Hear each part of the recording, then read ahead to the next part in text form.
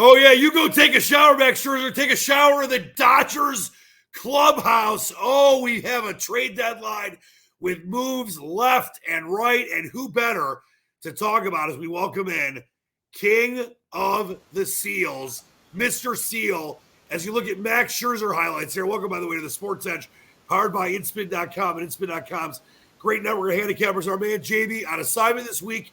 He is back in New Zealand, tending to the sheep. He'll be back with us next week. But how about Max Scherzer, the former Tiger? You see him there at Comerica Park. And listen, I understand, I don't know how you feel about this, Seal. I think baseball should have had a salary cap a long time ago. It probably never will. I understand why. I think it's stupid, though. I mean, how are the Brewers supposed to compete with the Dodgers? And how are is a team like Seattle supposed to compete with the Yankees spending hundreds of millions every year?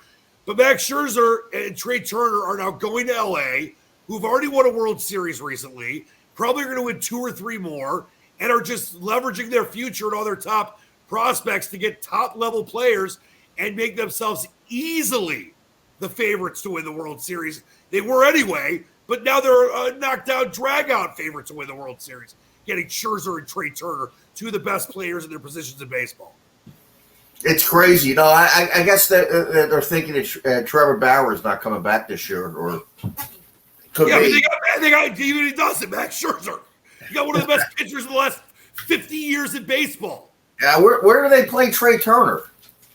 Listen, they got a lot of options to play where they can play Trey Turner. They can platoon him in a lot of different spots. Platoon him. I would play him. You can't platoon him. You got to play him every day. I guess. I'm sorry. Let me explain. When I mean platoon him, I mean he can play in different spots every day. He'll play every day, but he doesn't have to always be at second or first. You know what I mean? He can play all over the field. Yeah. Because Sager is going to be back soon. I guess he's just a shortstop. I guess they could play him at second. He could play the outfield. Yeah, they just got better. The guy's a 5-tool player. Now, is that Mini Seal who's got a big party, a big bash going on tomorrow at Casa Seal? So what preparations are going into this? It's a catered bash, and he's got that barbecue food coming tomorrow, and I'm going to grill some burgers up, but he's got the real good stuff coming, the ribs, the chicken. I'm having a barbecue for a girl who has a boyfriend.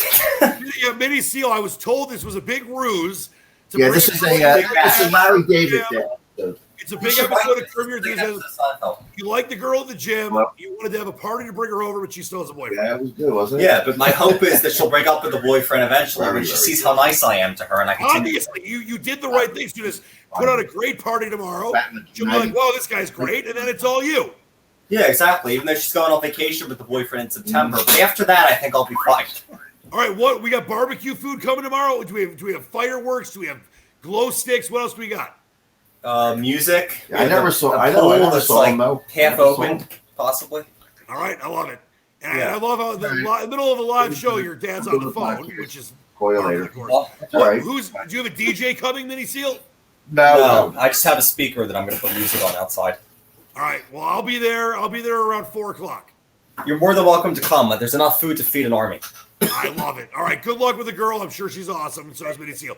Seal, were you on the line with the president?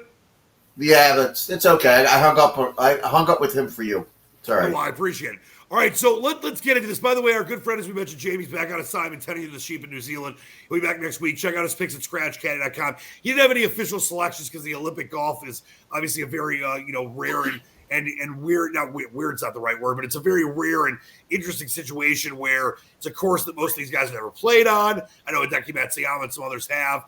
He did like Justin Thomas, who was 10-1, as just as a fun play. But we'll be back with all the big tournaments coming up leading to the FedEx Cup playoffs.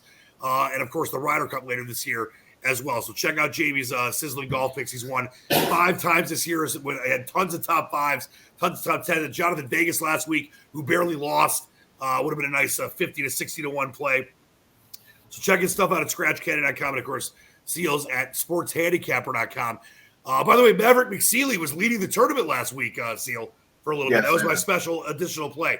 All right, well, let's throw this up here before we get into some of the stuff for today. I know, Seal, you got a couple nibbles. This is what we've seen so far on this Friday afternoon as we record the Sports Edge. You got Chris Bryant going to San Francisco. Now, my nephew, the O-Wiz, my 10-year-old nephew, huge Javi Baez fan, has a ton of Cubs jerseys with Javi Baez's number and name on it. He went as Javi Baez for Halloween a couple years ago, so he's going to have to get some Mets jerseys now because Javi Baez on the move to the Mets. White Sox, this just came out recently. This is the latest news. Kimbrel, the great closer, is going crosstown from the Cubs to the White Sox. And they don't make a lot of trades, the two Chicago teams. No, they really don't. I think it's been like 3 in the last 20 years or something. And none really of note for the most part. I think they had 1 or 2 big ones, but most times I think after the Sammy Sosa trade, I think they got cool. They got a little cool to that idea. Yeah, I mean, you don't want to trade with your crosstown rival. It's like a division rival in football trading. It's like Boston and Yankees. They never trade. Sure. Or it would be like Aaron Rodgers, getting traded to the Bears. It'd be stupid. The Phillies got Kyle Gibson and Ian Kennedy from the Rangers, who blow. The Rangers, not the players. Yankees added Andrew Heaney from the Angels. And then you look at some other of the moves, not as big. Daniel Norris goes for my Tigers to the Brew Crew. So, Seal, I want to ask you as you look at, let's throw the in-spin lines up here for today.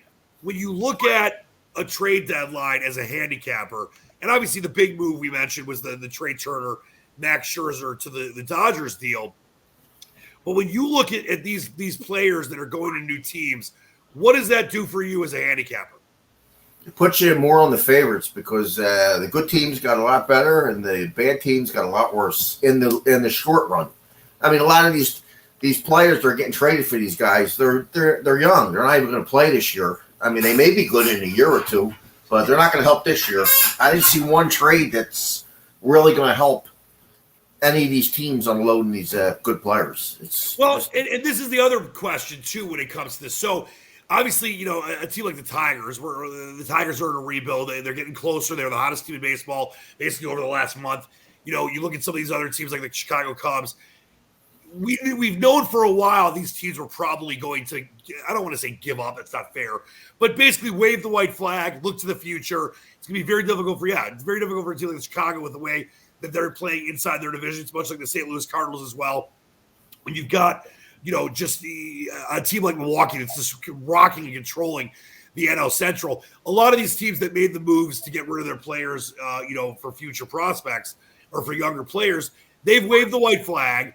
What does that do when you look at some of their games going forward for this last month or month plus of the season, month or two of the season? Well, I mean, the Cubs went from basically being a favorite almost every day, right, to be a dog probably the rest of the year. I mean, they didn't per se wave the flag. They had 4 free agents: Rizzo, Bryant, Kimbrel, and Baez.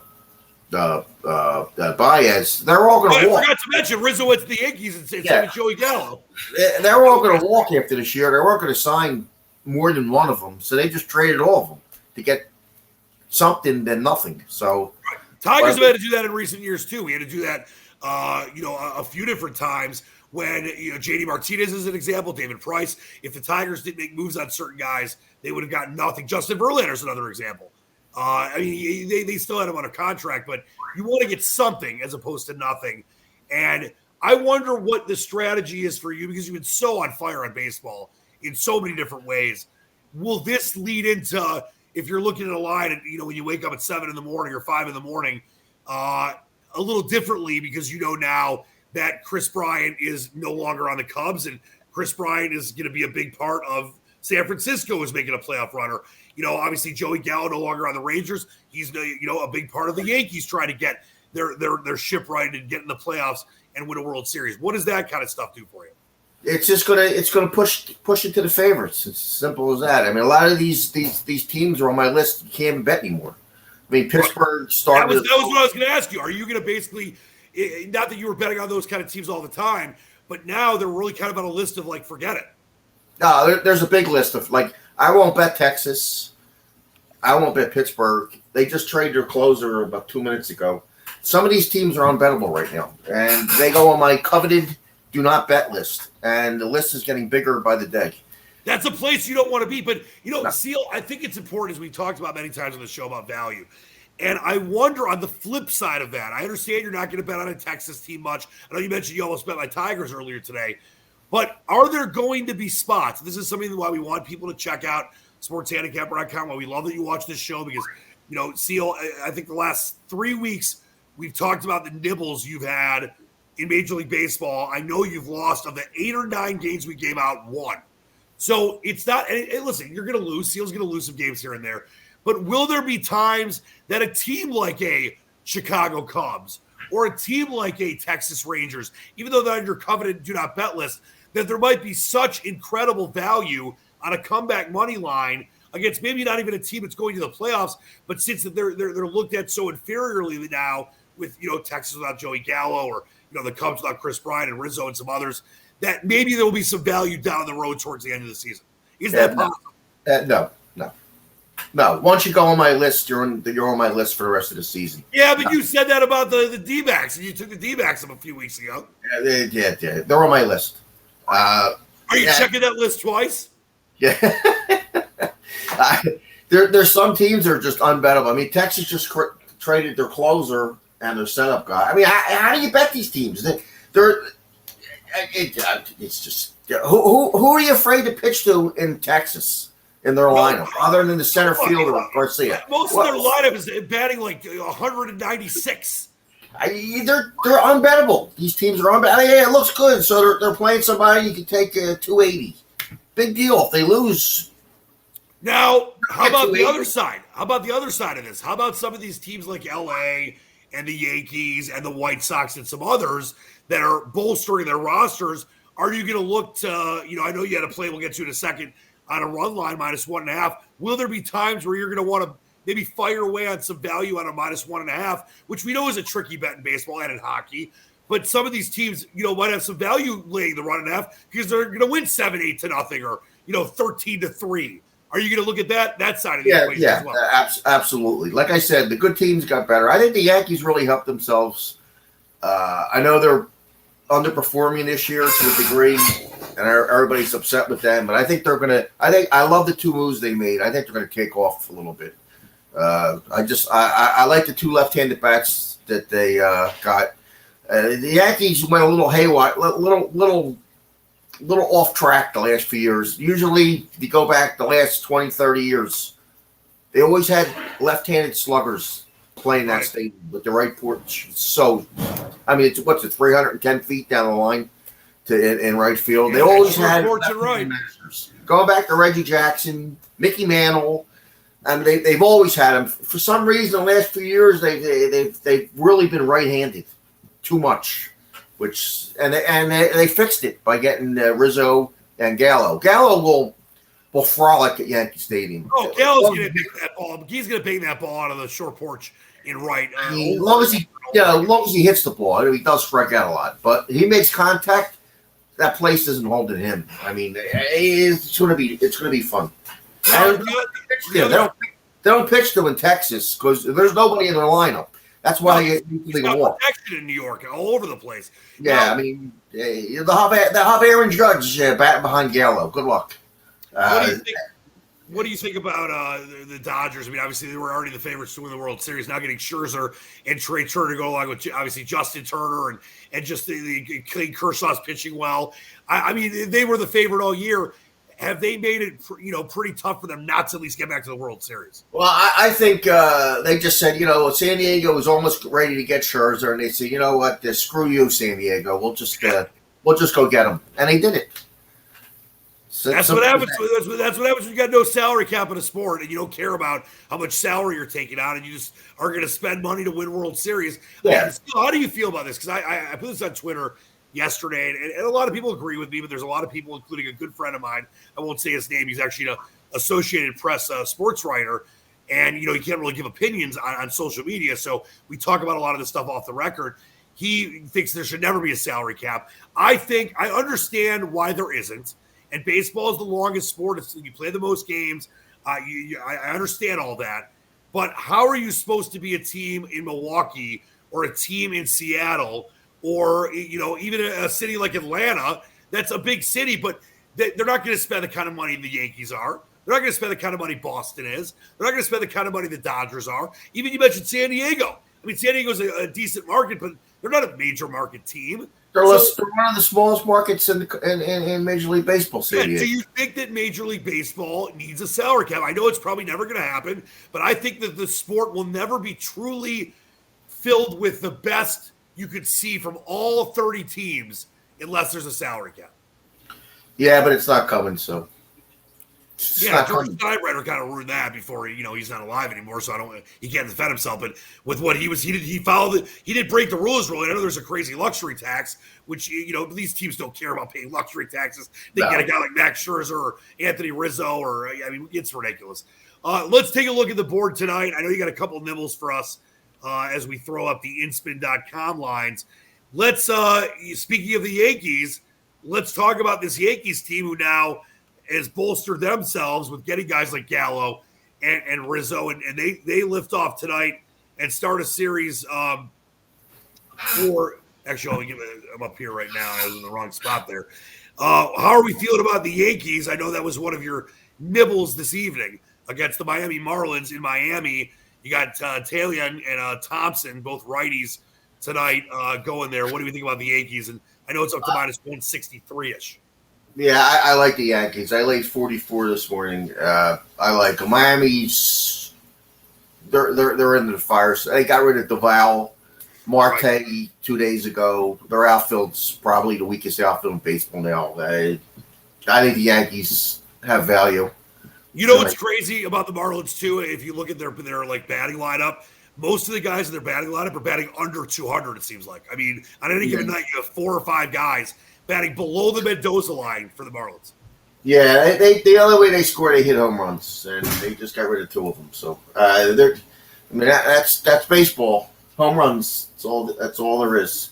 Nobody hits 320, 340 anymore. There's only a couple guys in the whole league that hit. Days of Kirby Puckett and Tony Gwynn and those great those days are gone. Outfielders, they are gone. All right, let's talk. By the way, Tony Gwynn, if he played now, he probably wouldn't even hit 300 with the ships. I mean, they have 3 guys on the right-hand side. Yeah, but he was able to find his spots. So he was just such. Yeah, I think he was the best pure hitter of my lifetime. He wouldn't hit 350, hit the ball on the ground a lot. He wouldn't hit 350. No, he wouldn't hit 350, but he would definitely be batting over 300. The guy was the best pure hitter of my lifetime. By the way, Miguel Cabrera, 3 home runs away from 500. Tigers are going to have some highly rated games coming up. All right, so let's take a look at the rest of the board tonight. I know you have another nibble for us. By the way, Yankees, as you mentioned, you got them at 144. Another reason why you got to check out sportshandicapper.com. Could have gotten that early and saved about 20 cents. Right now, you've got 81% of the money on the Yankees. The run line minus 1.5, even 75% of that on the Yankees as well. I know there's another nibble, maybe with a team north of the border. Yeah, well, it's Toronto's first game back in the Sky Dome since when? Rogers Center. Rogers Center. Come on. Rogers Center. Yeah, they haven't played there since when? Let's think about this. Since before last season. It's been a long time since they've been north of the border. I'm sure they're a little excited to hit it home, but place isn't as friendly as the last 2 places they're playing at, Buffalo and Dunedin. But I like Toronto small today. I laid 1.5 runs. I didn't want to lay 200. So I'm not in love with the Kansas City rookie. He was good at his last start against your Tigers, but I'm not sold with him yet. I think Toronto will greet him rather rudely. Yeah, so. Stripling's been good. He has been the knockout drag out. He's been good. So I like that minus 1.5, minus the $1.25 there in Toronto. Are we looking at any other nibbles or possible nibbles that you saw on the board today? Interesting series. You got Cubs, Nats. You got Reds, Mets. You got the Brewers and the Braves. After all these trades, what are we thinking? Anything else? I was actually going to go to your city and bet Detroit this morning, but I was a little afraid they might do a little selling, like a shoot or a scope, whatever you call his name. But they held tight. They traded some garbage. So I was a little afraid to bet them this morning, so I didn't. And it went up naturally to 50, 55. I would have laid 4. I could have laid 40 this morning on them. I kind of leaned to the Tigers. And since they didn't trade anybody worth of any significance, I wish I would have laid 40 on Detroit. Yeah, you got the Dark Knight going for the Orioles. And Tarek Skubal is definitely had some nice starts over the last month or so, but there's times where he just does not look good. And, the Orioles are terrible, though. So I mean, the Tigers, you got Cabrera hitting 2 home runs against that Orioles pitching last night. The Tigers scored 17 runs with no homers, Seal. No homers in that win. It was crazy. No homers against the Twins. Twins, I believe, had 7 homers. Yeah, it was 17-14 game. They hit the extra points. That was it was Lions over the Vikings by a field goal. All right, so we've got, obviously, you mentioned the Yankees laying the money there in their matchup tonight with, obviously, guys like Rizzo and Joey Gallo, and the Marlins obviously stinking. And there's going to be a lot of Yankees fans in Miami. There always is. So not that, baseball needs home fans to give you an advantage, but it definitely helps a little bit. And then you mentioned, I like your idea about the Blue Jays playing that first game in Rogers Center in almost 2 years. And, Lynch, as you mentioned, I know he had a good start against the Tigers, but he's not been great, the lefty. I think the Blue Jays will hit him, including Vlad Guerrero Jr. So those are the 2 nibbles. Was there anything else you were looking at aside from the Tigers? I was looking to bet against the Cubs or Washington since they got rid of everybody, but voila, they're playing each other. Yep, and they still haven't decided the pitcher's got, have they? They haven't decided yet who's left. They got to throw out whoever's left there. Maybe can they bring up can they get like Kerry Wood back for the Cubs? Can he come off the retirement roster? Nah, Kerry Wood blew his arm out on that cold afternoon. All right, fine. How about Mark Pryor? We'll get Mark Pryor back. Mark Pryor blew his arm out. All right, so you've got a very big weekend. You've got a big bash tomorrow being put on by Mini Seal, and a lot of barbecue, a lot of girls in bikinis. Are you excited? Will you be jumping in the green pool tomorrow? No, I would not. I haven't been in the pool in 2 years, and this will be a third. Why haven't you been in your own pool in 2 years? I just don't like swimming anymore. Even though I'm a SEAL, I don't like the water anymore. So I mean, we got to change that. Doesn't make any sense. You're a SEAL. You got to get in the water. What else is going on this weekend for you? Yeah, that's it. Baseball and a party, and that's it. And how are the fish? No fish have died since the last recording of the show. No, the fish are good. They're good. You feed them today? No, they don't get fed till 8:30 at night. They're on 8:30 at night. What are they? Yeah, they're on a schedule. They don't eat until after I eat. Oh, that's the rule here. They eat after I eat. All right. Well, that seems like a very stern decision by their father, the fish father.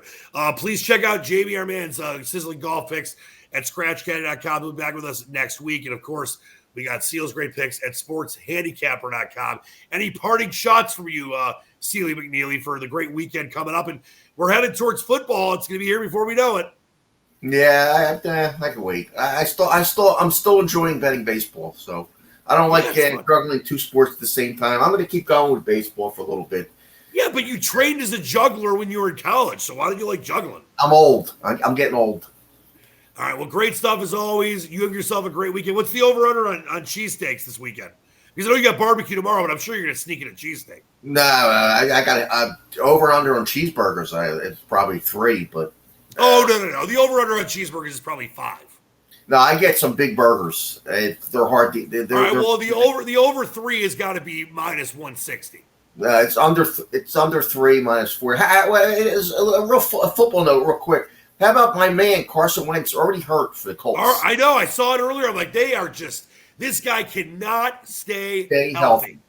It's amazing. How do you get hurt and, they're not even doing anything? Well, they're not in a game. It's amazing. How about the Colts? They have Andrew Luck retire on them. Yep. Frank Reich, great coach. They're a team on the move. They make the move to get Carson Wentz.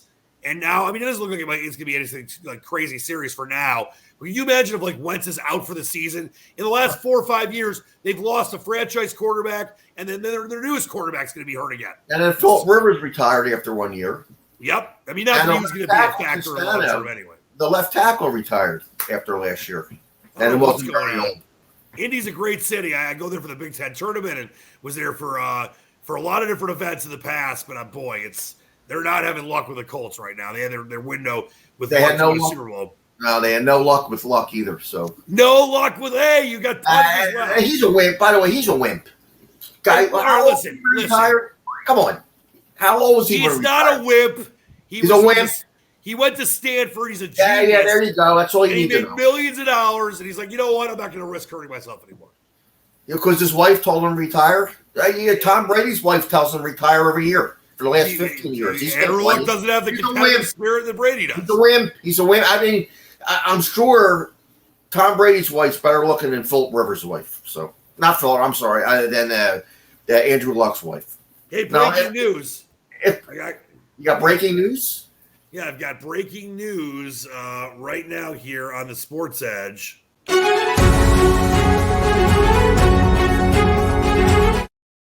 nephew has responded to me. His new favorite team is the Mets. Well, there you go. Javi Baez. He'll be when Lindor comes back. He'll be a really good second baseman. He loves Javi Baez. Loves him. He's all right. He's a little hot doggish, but he's okay. Yeah, but when you're a 10-year-old kid, let him love Javi Baez. Yeah, I can think of better players to love, but I like Chris Bryant better than Javi Baez. I like Chris Bryant too. And then listen, the Cubs, a lot of talent on the Cubs, but this was not their year. And we'll see if David Ross can get him in that, in the future can get him back on track. All right, that's good. They got a couple long years ahead of them. And by the way, the White Sox to the south side. How's this? Liam Hendricks and Greg Kimbrell. They could just alternate taking saves. Well, they probably already were the favorite to win the American League. I mean, they're ridiculous. And they started off slow, and you knew they still were going to be fine. And, they played a weak division. And they had the best manager in baseball. Yeah, they've got a manager that might be 140 years old, but he's incredible. Did you ever see him try to walk up the steps? Yeah, but he's amazing. He's amazing. He's a legend. Tony La Russa's got the Midas touch. He does, and that team is probably. I think they're my pick to go to the World. They were for the preseason to go to the World Series out of the American League. So we'll see what happens with them. But the Dodgers made themselves a lot better. I think it's going to be a Dodgers White Sox World Series. That'd be interesting to watch. And hopefully the White Sox don't count out Houston because they bolstered their bullpen, which was their only weakness. Right. And maybe they got some more trash cans. I mean, Altuve's still there. Hitch is with us, though. Hitch by Hitch. Seal, great stuff as always. We'll get right back to it next week. You be safe. Send my love to Mitty Seal and make sure he doesn't spend too much catering that party. Livers and Onions, who, by the way, went to the Pistons last night. Not your daughter, but my guy, Isaiah Livers and Onions. And then Mrs. Seal, our favorite. She's the reason everything works in your life. So please send her my best. Jamie back with us next week. Until then, for Seal, for Jamie, I'm Dan Leach, the Squatch. We'll see you. Be safe this weekend. Have fun as summer starts turning over towards fall. Enjoy these days. Be safe out there. We'll see you next time on the Sports Edge. Believe in the dream. Yay!